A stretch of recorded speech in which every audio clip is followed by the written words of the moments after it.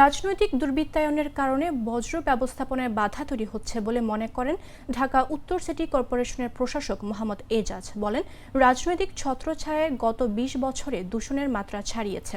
জড়িতদের বিরুদ্ধে ব্যবস্থা নেওয়া অসাধ্য ছিল। শনিবার সকালে পরিবেশ অধিদপ্তর আয়োজিত manifesto talk youth environment and climate শীর্ষক সংলাপে এ মন্তব্য করেন তিনি।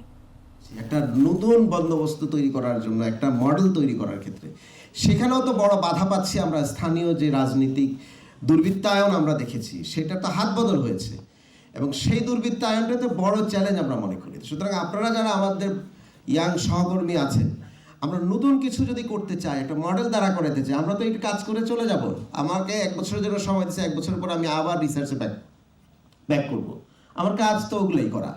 শুধু একটা ভালো কিছু যখন করতে যাই, তখন তো সবচেয়ে বেশি সাপোর্ট আমার দরকার হচ্ছে রাজনৈতিক নেতৃবৃন্দ কিংবা রাজনৈতিক দলগুলো। সেক্ষেত্রে আমি স্থানীয় পর্যায়ে কিংবা মিড লেভেলের ডমিনেন্ট যে পলিটিক্যাল পার্টি যারা আমার জায়গাতে, আমি যেখানে কাজ করি সেখানে আছেন, তাদের দ্বারস্থ কিন্তু আমি হয়েছি এবং সেখানে আমি সাপোর্ট পাই নাই।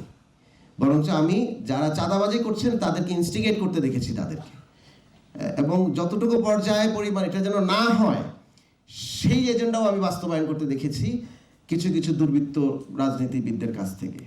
তো সুতরাং এই যে গ্রিন ম্যানিফেস্টো নিয়ে আপনারা যারা কথা বলছেন, আমি মনে করি রাজনৈতিক দলগুলোর মধ্যে এই আলোচনাটা সিরিয়াসলি আসতে হবে।